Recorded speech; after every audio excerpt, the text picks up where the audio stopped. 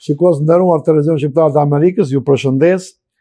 Jemi në emisionin që ja kushtojmë 250 vjetorit pavarësisht të Shtetet e Bashkuara të Amerikës, dhe televizioni sjell një cikël emisionesh ëndra amerikane. Sot nuk do të flasim për ëndrën e të ftuarit, do të jetë një censur në thonjza, do të kemi mundësi të flasim ditë tjetër, por do të flasim për ëndrën amerikane, për historinë në përgjithësi. I ftuari në nivelit lartë është akademik, është profesor Artit Zaloshnja, historisë amerikane. Çfarë rëndësie kishte në periudhë luta për drejtat civile dhe çfarë mesazhi la Martin Luther King Jr. për jetën edhe për sot aktualisht? Atëherë kjo është një periudhë tjetër. Domethënë, u dha Abraham Lincoln në janar, në 1 janar të vitit 1863, bëri atë që quhet proklamata e emancipimit, në të cilën ai u dha liri të gjithë sklevrëve që ishin. Pastaj u kaluan amendamente të tjera në kushtetutë, amendamenti 14 dhe 15 kushtetutës, që njohu të drejtën e votimit për gjithë popullsinë e burrave që ishte në Amerikë. Se këtu është një problem tjetër. Se fillum që nga fillimi, atëherë të gjitha këto. Historia është kështu. Në fillim kishin drejt në votës vetëm burrat e bardhë që kishin pronë. Kjo është e para. Kishin prona. Burrat e bardhë që kishin prona. Pastaj gjithë burrat e parë. Me Andrew Jackson, domethënë nga viti 1830.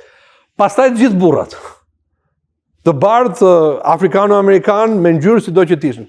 Dhe pastaj në fund në vitin u kalua në vitin 1919 është domethënë u kalua amendamenti 20 në të cilin të gjithë amerikanët mbi 18 vjeç, edhe gratë.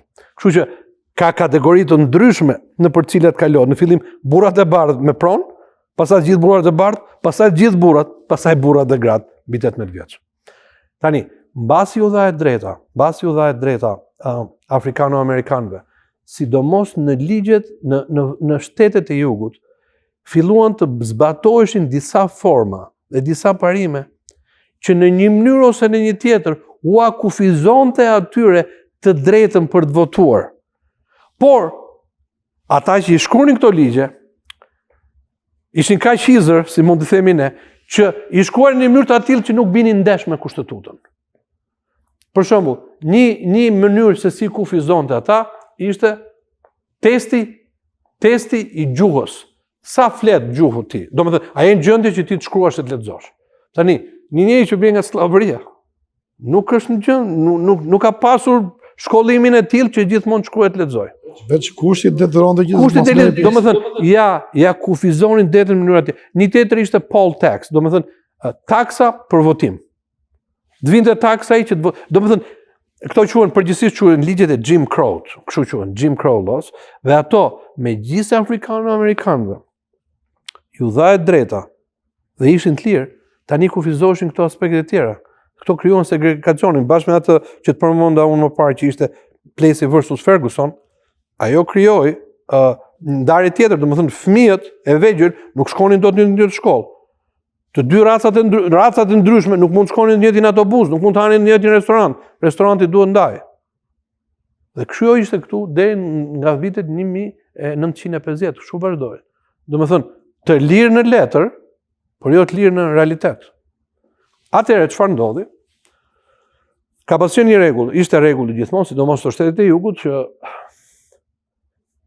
kur hypje ti në një mjet transporti publik, në qoftë se ishe afrikano-amerikan, duhet shkojnë në fund të autobusit. Por mund të rije në rrestat e parë, në qoftë se nuk ishte asnjë të bardhë në autobus. Kështu quhet. Në llogaritë. Atë një grua me emrin Rosa Parks hypën në autobus në Alabama, Montgomery, dhe ulet aty se s'kishte një njerëz të bardhë. Një stacione, 2 stacione më tutje vjen 2 të bardhë. Edhe ata tani kërkojnë, autobusi ishte bosh, kërkojnë që të ulen ke karrige kësaj. Kjo refuzoi që ta jepte karrigen. Ata kërkonin, kjo refuzoi, atëherë shoferi ndaloi autobusin, shkon polici e bën një arrestim e dënuar me $200. Dhe kjo ngjalli atë që quhet akti i parë i të drejtave civile në Amerikë. Atëherë, një personazh jashtëzakonshëm, që ishte pastori një kishe një kishe në Atlanta, Georgia, Ebenezer Church kisha, me emrin Martin Luther King. Kishte marrë emrin e Martin Luther Kingut që filloi revolucioni protestant në 1517 në vari tezat në katedralin e Wittenbergut. Ky atëherë filloi të organizonte lëvizje paqësore për të arritur të drejtat që të gjithë afrikanët, amerikanët duhet të kishin. Domethënë, për ta eliminuar këtë që ti duhet të ulesh në fund të autobusit, po që se kishin një të bardhë. Që ti mund të ulesh ku të doje, në një restorant. Këtu ka ndodhur çmenduria të nivelit të zakonshëm, për shembull, të them një rast. Muhammad Ali, Cassius Clay, fitoi medaljen e artë në Rom, kampion olimpik në boks. Ishte akoma gjysmë profesionist atëherë. Dhe shkon, ai nga Louisville, Kentucky, qyteti më i madh i Kentucky. Dhe shkon në restorant Kentucky, dhe ulit aty që thaj dark, te banaku. Dhe ata nuk i shërbenin. Ky kishte medaljen e kampionit olimpik, Muhammad Ali, ose Cassius Clay, më vonë quhet Muhammad Ali. Dhe është një debat aty që tregohet, që i thot ai menaxheri, i thot, po unë kam bërë këtë për këtë vend, unë kam sjell medalje gjithë ju mburreni me mua. Menaxheri i ftohtë që aku thot, ky është ligji, ti nuk mund të hash këtu. Ky është ligji i qytetit apo ligji i shtetit Kentucky, domethënë atje ku zbatohej, se ndofta në veri ishte pak më i butë se sa kudo. Po shtetet e jugut zakonisht janë më jo tradit, ligj. Ligj ndarje, ishte segregation, ishte ligj. Ndarja e studentëve, ndarja e restorantit. Dhe si shërbyen Muhammad Aliu? Nuk i shërbyen Muhammad Aliu dhe Cassius Clay. Cassius Clay nuk i shërbyen, dhe ai ka dal nga restoranti, e ka marrë medaljen dhe ka hedhur në lum. Medaljen që kishte në qaf. Domethënë nuk i shërbyen Cassius Clay. Pastaj Muhammad Aliu nuk vajti janë në Vietnam, se thaj nuk është lufta ime, ato janë ngjarje tjera. Ishte republikan. Idetë e tij fillojnë që idetë e tij fillojnë që transformoheshin pak më vonë, por domethënë ai u lidh me atë Elijah Muhammad që quhet, edhe ndodhen shumë, u fut në ca labirinthe që ai ishte një si profeti rrem ky me Elijah Muhammad, nifet nga gjithë. Gjithsesi, ajo që ndodhi, ajo që mund thuhet për këtë, duke filluar nga ky rast, është që këto të drejta nuk barazoheshin, domethënë njerëzit nuk kishin të drejta, u kufizohen në mënyrë tjetër. Atëherë ky pastori Martin Luther King nisi këtë lëvizjen paqësore. Duhet thënë paqësore, se kishte dy grupe. Grupi tjetër udhëheqi nga një lider tjetër quhet Malcolm X. Malcolm X ishte që ne duhet i marrim drejtat në çdo lloj mënyre. Kjo është pikpyetja e çdo revolucioni. Shkon në Tiranë. Si duhen marrë të drejtat? Okej? Në çfarë lloj mënyre? A t'i japin qeveritë pa drejtat? Okej? Ne duhet ndjekur gjithmonë mënyra paqësore. Malcolm X i thoshte, ne nuk u ndalëm, thoshte, ke shkëmbi i Plymouthit, që ta thashun ty. Shkëmbi i Plymouthit u ndal mbi ne. We didn't land at the Rock of Plymouth landed on us. Do më thënë që nuk erdhëm tu me dëshirën sepse ne duam fironin lirin, ne erdhëm si sklever. Prandaj ne duhet bëjmë gjithçka që është e mundur që ta marrim me të gjitha mënyrat. Koha ka treguar që drejta, ajo mënyra që zgjodhi Martin Luther Kingu ishte drejta. Metoda gandhiste, si mund të themi metoda e krishterë, paqësore, pa dhunë. Dhe kjo lëvizje filloi të formohej, u bën marshime, reagimi i policive ose i shteteve, sidomos në Alabama, Mississippi, ishte kaq i egër, sa kur e pa pjesa më e madhe e popullsisë amerikane, që ishin të bardhë, thanë si është e mundur që ndodhë kjo. Ka pasur një shef policie në Birmingham, Alabama, quhet Bull Connor. Ai i ndoqi me qenë, domethënë, kur e pa Amerika u tmerrua, se nuk ata njerëz që ishin aty e dinin, po shtetet e tjera në veri, ai në Massachusetts nuk mund të arrinte të kuptonte që mundohen akoma gjëra të tilla në Amerikë. Dhe pa nga pak kjo lëvizje filloi që të pranohej nga shumica e amerikanëve.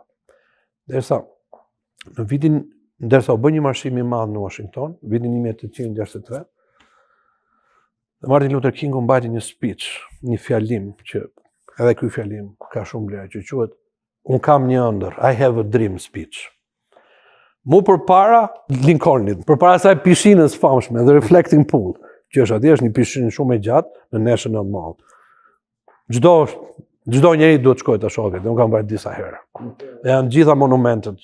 Lincolni, i luftës në Vietnam, i luftës Kore, i luftës dytë botërore, derisa shkon në fund fare ke monumenti i Washingtonit. Kështu që ai mbajti atë fjalim dhe atëre filloi që gjithë popullsia të kuptonte që kështu duhej bërë. Në fillim e televizjes ishte Kennedy po garonte për të bërë president. Dhe Kennedy simpatizonte, shkruajti një letër Martin Luther Kingut. Martin Luther Kingu nga ana tjetër shkruajti një letër nga burg në Birmingham që u botua, quhet letra nga burgu i Birminghamit, që tregonte që ata njerëz meritonin të drejtat. Domethënë, të drejtat që jep kushtetuta, ai u mbështet te kushtetuta e Shtetit Bashkuara. Ai tha, ne këto drejta janë mohuar, nuk duam asgjë më tepër se sa është aty. Domethënë, ai po shkonte që ta vinte kushtetuta në zbatim. Kjo ishte. Dhe në fund fare u arrit që të kalojë që quhet akti i të drejtave civile. Tani president Kennedy u vra, presidenti ishte Lyndon Johnson, kaloi në presidencën e tij. Ai mund thuhet që është momenti që i largohet gjitha këto gjërat e tjera. Domethënë që i largoi këto segregacionin, që u dha afrikano-amerikanëve drejta më të mëdha. Akoma nuk jemi në stadin që duhet themi, sepse kjo është koha duhet kaloj, por bëjmë përpjekje që të jemi gjithmonë më lart dhe në fund fare, çdo qytetar i Shtetit Bashkuar, çdo njeri që jeton këtë vend, qytetar ose resident i këtij vendi, njeri që jeton këtu, patjetër që duhet të ketë gjitha drejta, sepse kjo është toka e lirisë dhe toka e drejtave, dhe nuk mund t'i mohohet askujt. Pastaj Martin Luther Kingu fatkeqësisht ai u vra edhe Martin Luther Kingu në Memphis në vitin 1867, por legacia, domethënë, ajo që la pas ai jeton. Po të shikosh, po shkojmë nga fillimi, të gjitha njerëzit kryesor, të cilët kanë drejtuar këtë vend dhe kanë çuar në drejtimin që duhet, ka qenë gjithë besimtarë. Kanë marrë të mirën që vinte prej larti dhe kanë vënë zbatim në jetë. Jo, se të ekzistojnë teoritë, Amerika ashtu, Amerika vetëm pushton, Amerika sidomos në botë.